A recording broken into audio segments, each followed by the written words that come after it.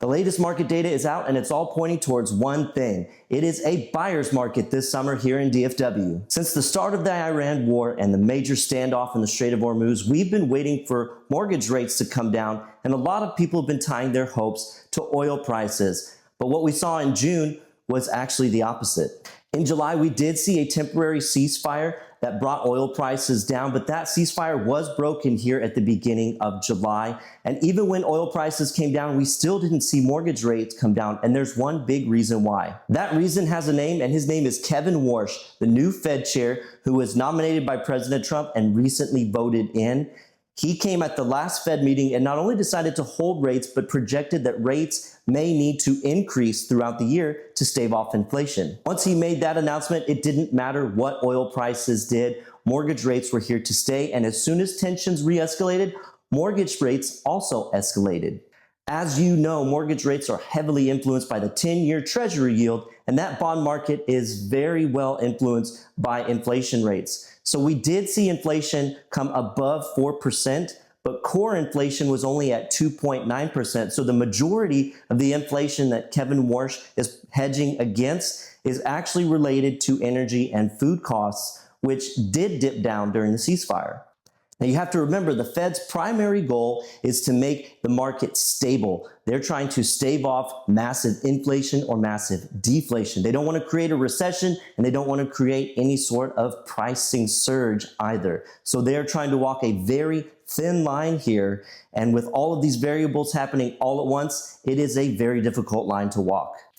On a national level, the month of June saw home sales climb to a 5-month high, but they also saw home starts fall down to a 5-year low. The average builder in the US right now is sitting on 10 months of inventory, meaning if they didn't build anything for another 10 months, it would take that long for them to sell everything on the market currently. The reason why this does not indicate a market crash is because of this low inventory. It's helping keep prices stable. There's more demand than there are houses available on a national scale, which is in turn keeping prices where they are.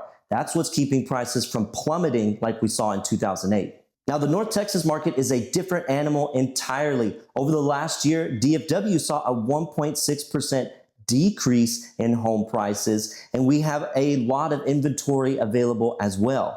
Here we have over 6 months of inventory just from pre-owned homes alone, and builders incentives that are quite staggering. We still have builders offering 4.99% fixed rate, meaning the entire term of your loan is 4.99%.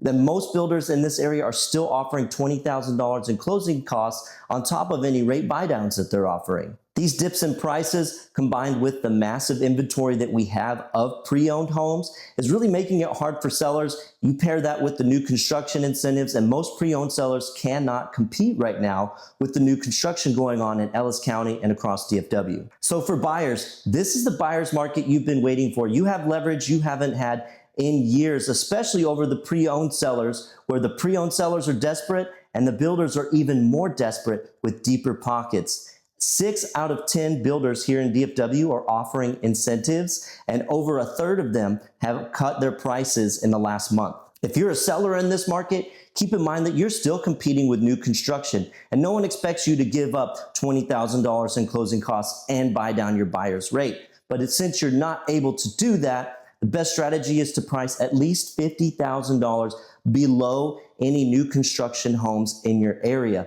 That way, you're much more enticing for buyers, and they don't feel like it's too close of a gap and that they should just go with new construction. Rates are still going up, builder incentives are still super strong, and sellers are still seeing high days on market. So buyers, this is your time to move, because this leverage won't last forever. At some point, either the market will just accept where things are, or more than likely, we will see rates come back down a little bit and prices soften a little bit more to the point where there is a massive flood of buyers. And when that day comes, all of this leverage we're talking about will disappear. So if you really want to move, this is your chance. This is the time that you could purchase a house and brag about it 5 years from now versus waiting and wishing you had.